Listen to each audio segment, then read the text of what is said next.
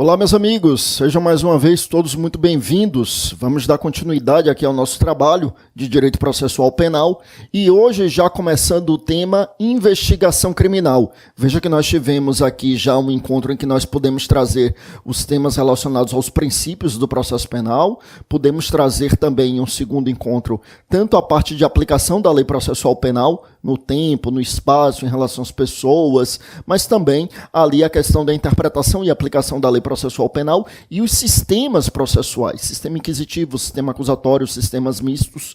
E aí, hoje então, como eu disse, a gente dá seguimento ao nosso trabalho e vamos falar da investigação criminal. Investigação criminal. Veja que falaremos da investigação criminal com ênfase no inquérito policial. Inquérito policial, evidentemente, não será o único a ser abordado aqui, mas é o principal instrumento de investigação.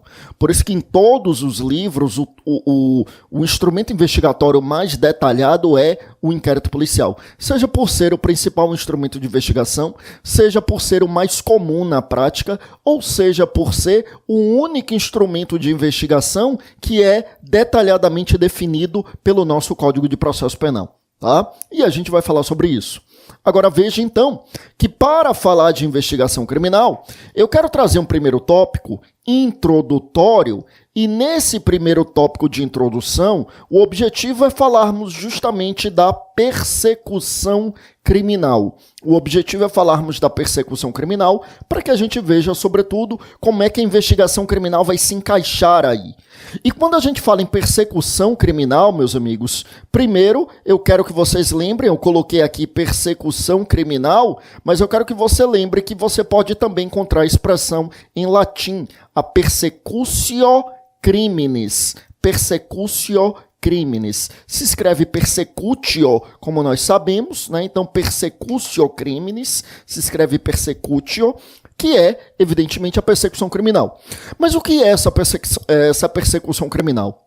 Veja, a persecução criminal ou perseguição criminal, pode ser traduzida assim também, embora a expressão mais comum seja realmente persecução criminal. A persecução criminal, meus amigos, é o poder-dever do Estado de apurar e punir as infrações penais. É o poder-dever do Estado, eu repito, de apurar e punir as infrações penais. Então, poder-dever do Estado, eu repito, de apurar e de punir as infrações penais. Primeira coisa que nos chama a atenção, então, é a expressão poder-dever. E sempre que nós falarmos de uma atribuição do Estado, nós vamos utilizar essa expressão poder-dever. O Estado exerce poder apenas para conseguir cumprir o seu dever. Isso que eu estou me referindo aqui ao Estado, obviamente, se aplica aos agentes públicos, que são aqueles que presentam o Estado, né, que tornam o Estado presente com a sua atuação. Então, quando a gente diz aqui que um agente público, seja um juiz, um promotor, um delegado, um defensor, né, um defensor público, evidentemente, né, não um defensor constituído, quando a gente se refere aqui a esses agentes públicos e nós dizemos que eles têm um poder de agir, eles têm um poder de agir, mas também têm um dever de agir. Então, quando a gente diz, olha, nesse caso o juiz pode, ele pode ou ele deve? As duas coisas. Ele exerce uma parcela de poder para conseguir cumprir o seu dever. Então, quando a gente fala na atuação do Estado e, consequentemente, na atuação dos agentes públicos, dos órgãos públicos, das entidades públicas, nós estamos nos referindo a poder-dever. Então aqui, meus amigos, com a persecutio criminis, né, ou seja, com a persecução criminal ou perseguição criminal, como alguns preferem, veja que com essa persecução criminal nós temos um poder-dever do Estado e aí, como eu disse, poder-dever do Estado de apurar e punir as infrações penais. Fazendo um link lá com o direito penal, eu gostaria que você se recordasse que quando a gente fala em infrações penais, nós estamos nos referindo a um gênero que tem como espécies o crime e a contravenção. Então, infração penal, eu repito, é um gênero que tem como espécies o crime e a contravenção. Então, é apurar e punir tanto os crimes quanto as contravenções penais. E justamente porque é um poder-dever de apurar e punir, é que nós temos, então, duas fases muito distintas aqui da persecução criminal. A primeira fase da persecução criminal, vou colocar aqui, são duas fases. A primeira fase da persecução criminal é o que a gente vai começar a estudar agora, que é justamente a fase de investigação. Então, meus amigos, o tema que nós estamos iniciando agora, que é o tema investigação criminal, nada mais é do que a primeira fase da persecução criminal. É aquela fase em que o Estado irá apurar as infrações penais. Apurar, ou seja, investigar. Essa primeira fase, então, fase de investigação, é importante a gente conhecer os sinônimos, né? Muitas vezes as bancas examinadoras vão e não cobram ali as expressões mais conhecidas, cobram ali as expressões sinônimas. Então, a investigação criminal, nós podemos chamar de investigação preliminar, podemos chamar simplesmente de fase preliminar, podemos chamar de fase pré-processual, podemos chamar de fase informativa, então podemos chamar de fase inquisitorial, e a gente vai discutir se é inquisitorial mesmo, se tem um contraditório mitigado, mas já antecipo que o entendimento majoritário é no sentido de que é inquisitorial mesmo. Então, eu repito, a gente pode chamar essa primeira fase da persecução criminal de investigação criminal, como eu coloquei aqui, mas essa fase de investigação ou fase investigatória, ela pode ser chamada também de investigação preliminar ou simplesmente fase preliminar. Podemos chamar, como eu disse, de fase informativa, de fase pré-processual, de fase inquisitorial ou inquisitiva. Todas estas são expressões sinônimas, meus amigos, para designar aqui a investigação criminal, que é, como eu dizia, a primeira fase da persecução criminal. Eu volto com vocês aqui para a tela, olha bem. Aí nós temos uma segunda fase, como a gente mencionou, fase de punir, né? Eu falei que era ali, que era para apurar e punir as infrações penais. A primeira fase, que é o apurar, é aquele momento da investigação.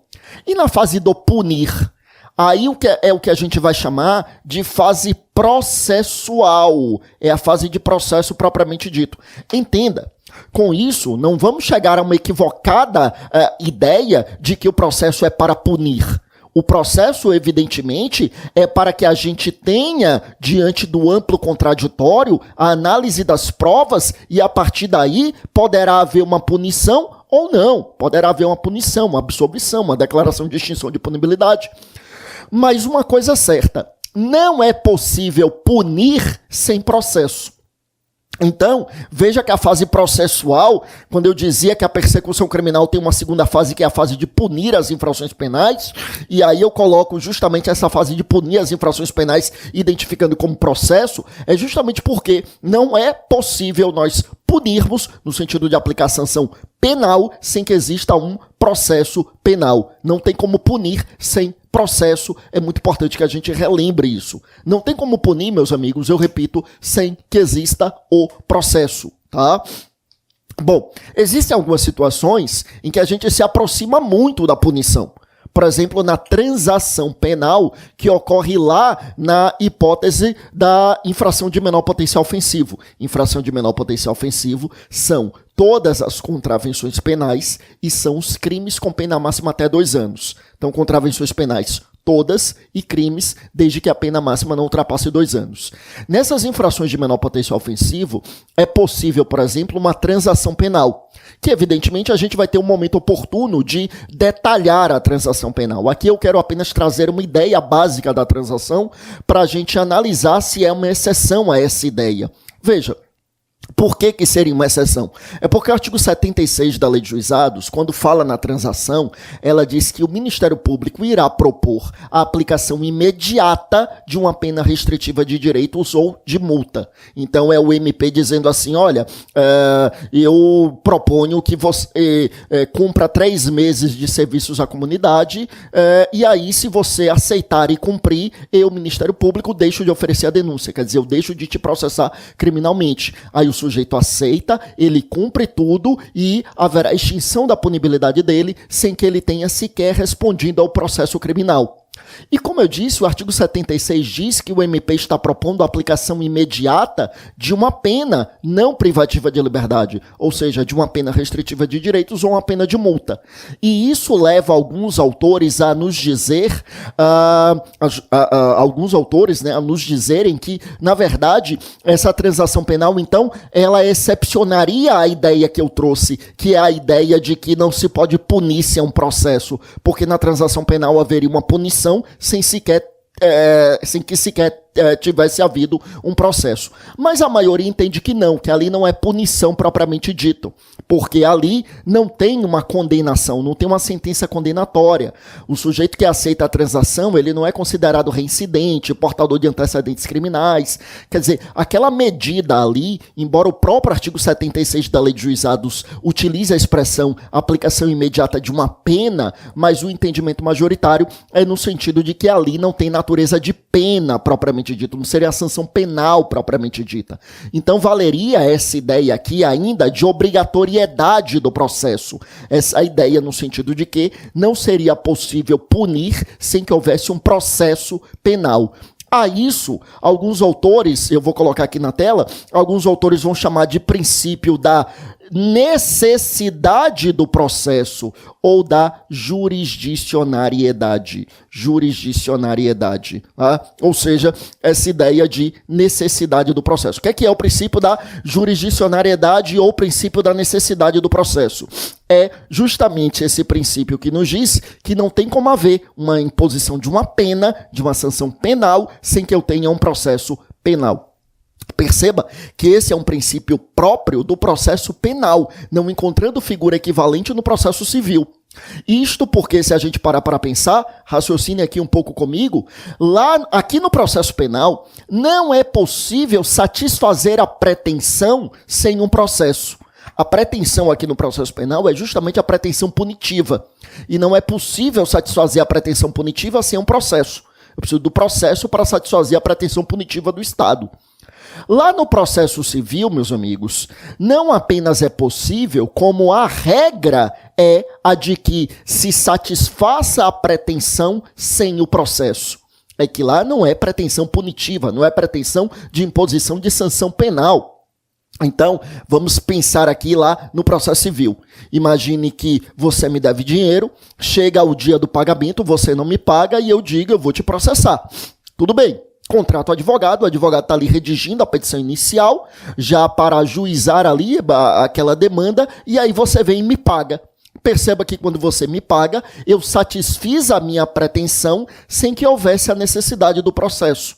Essa é a regra no processo civil, é a satisfação das pretensões sem que exista a necessidade do processo. Só quando essa pretensão não é satisfeita é que surgirá o interesse de agir e surgirá ali a pretensão deduzida em juízo.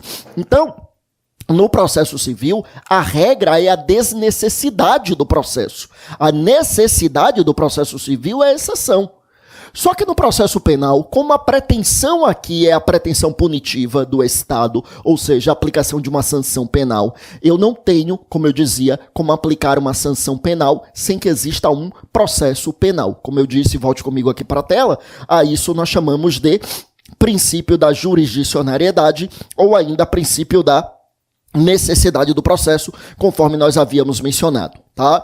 Então, olha bem, então nós temos aí duas fases da persecução criminal, muito bem delineadas, uma primeira fase que nós chamamos de fase de investigação criminal, que será o nosso objeto de estudo hoje, né? E nós temos ainda a fase de processo. Agora veja, e aqui se destina essa fase de investigação criminal. Para que serve a fase de investigação criminal?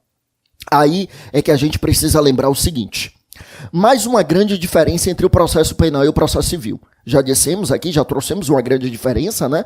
No sentido de que no processo penal a regra é a necessidade do processo e no processo civil a regra é a desnecessidade do processo. Já trouxemos isso.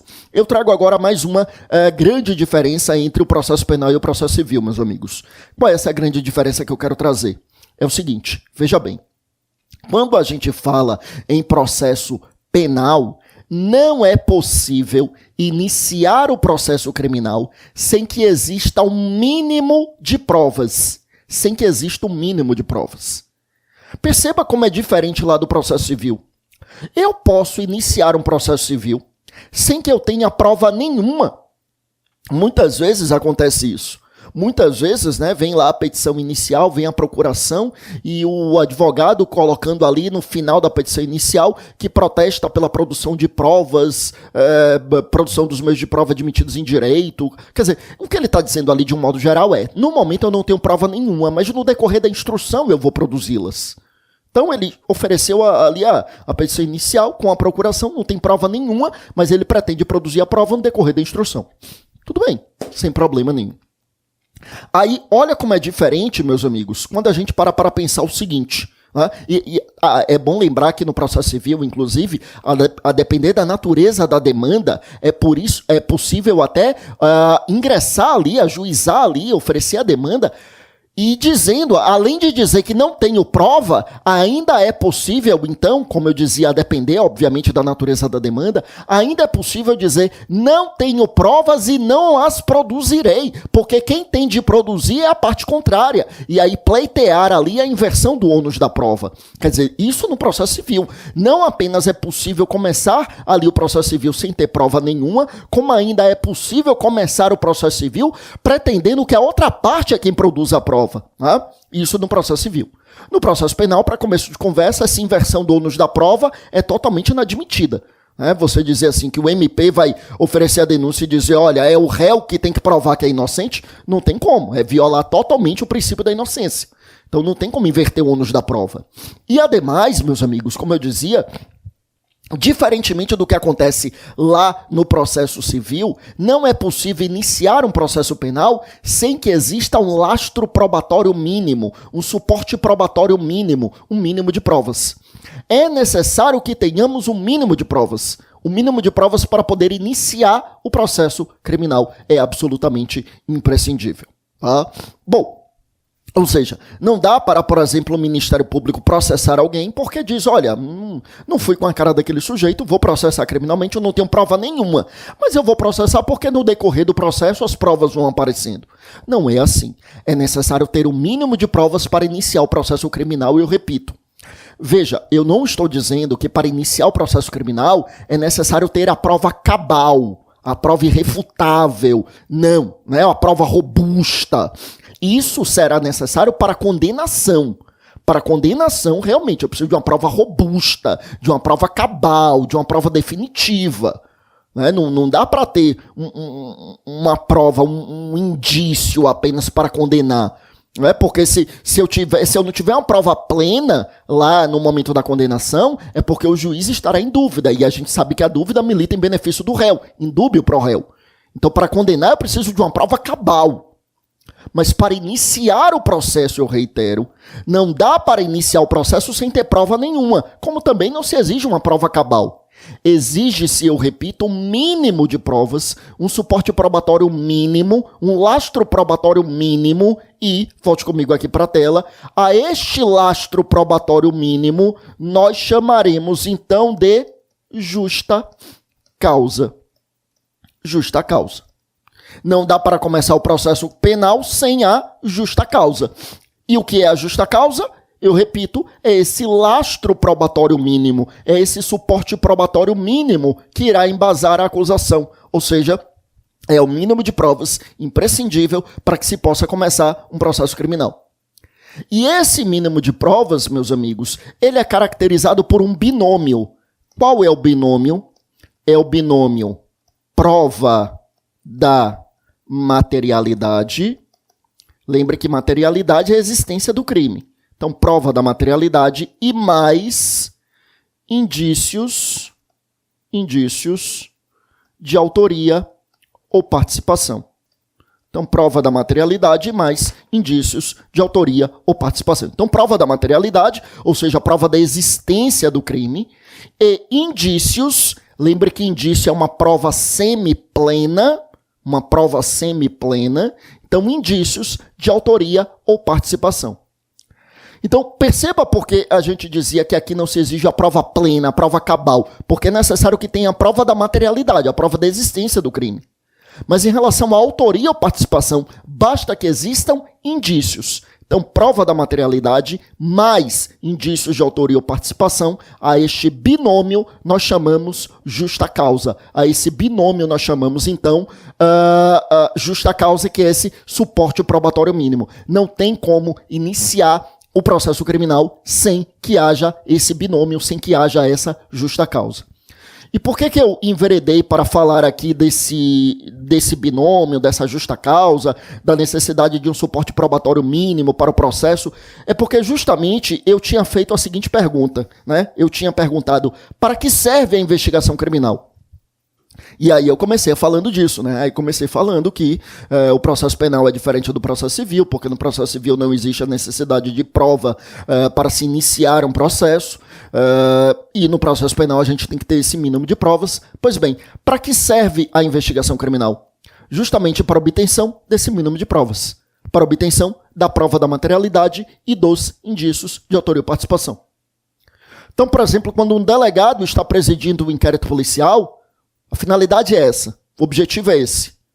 É ali coletar elementos de informação que levem à constatação dessa justa causa para que, por exemplo, o Ministério Público ou o ofendido, se for crime de ação penal privada, para que possam começar o processo criminal.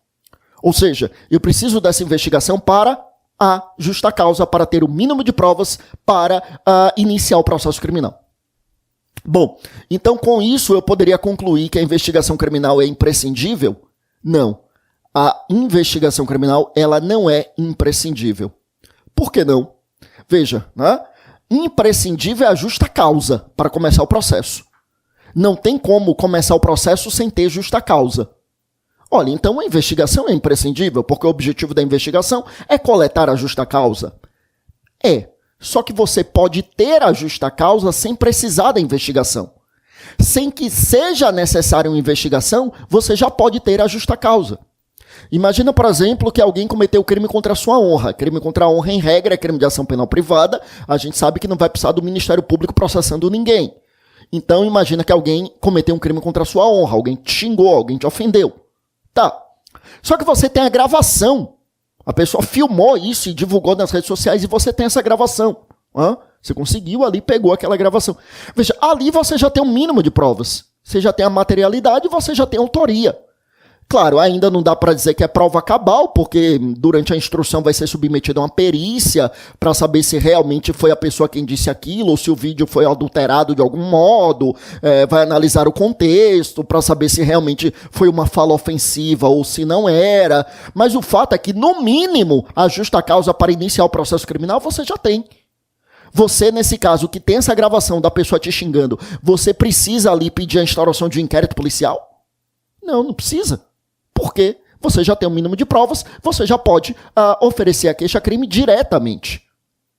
Então perceba o que eu estou dizendo. A justa causa é imprescindível para iniciar o processo criminal. A justa causa é imprescindível, não tem como começar o processo sem ter a justa causa. A justa causa é imprescindível para começar o processo criminal. Tá? Todavia, perceba que é plenamente possível que estejamos diante de uma situação na qual decididamente a gente já terá a justa causa e, portanto, não precisaremos da investigação criminal, porque já com a justa causa já é possível iniciar a fase processual. O que não dá é para iniciar a fase processual sem a justa causa. Aí não, tá? Então, veja então, eu repito, a investigação criminal, ela não é imprescindível, eu repito, porque pode acontecer de o titular da ação penal já ter a justa causa sem que tenha havido a investigação, isso é possível, mas sabemos que o objetivo da investigação é justamente colher esses elementos que nós chamamos de justa causa, esse suporte probatório mínimo, tá bom? Bom, feitas essas observações introdutórias, aí vamos falar então aqui das modalidades de investigação criminal. Meus amigos, já trouxemos aqui, já comentei aqui no comecinho aqui desse nosso bloco, e eu vou repetir, que a principal modalidade de investigação criminal é o inquérito policial. Principal modalidade de investigação criminal, eu repito, é o inquérito policial. Inquérito policial, veja que quando eu digo que é a principal modalidade de investigação, já fica muito evidente que não é a única. Mas, indubitavelmente, é a principal, é a mais importante. É mais importante na prática, porque a larga maioria dos processos criminais são antecedidos de inquérito policial, mas é mais importante também na teoria. Não pense você que só é importante se você quiser fazer concurso delegado. Não. Qualquer que seja o concurso em que se cobre processo penal, o inquérito policial é muito importante. Por quê? Porque é a principal modalidade de investigação na prática e também é a única que é detalhadamente apreciada pelo Código de Processo Penal. E justamente por isso as outras modalidades de investigação vão adotar como paradigma um inquérito policial. De modo que muito do que dissermos aqui sobre inquérito policial valerá para muitas outras modalidades de investigação e quando não valer, eu vou chamar a sua atenção para isso. Mas é importante a gente fechar aqui trazendo quais são as outras modalidades de investigação criminal. Eu fecho esse bloco e a gente volta daqui a pouquinho trazendo isso. A gente já volta. Vamos lá.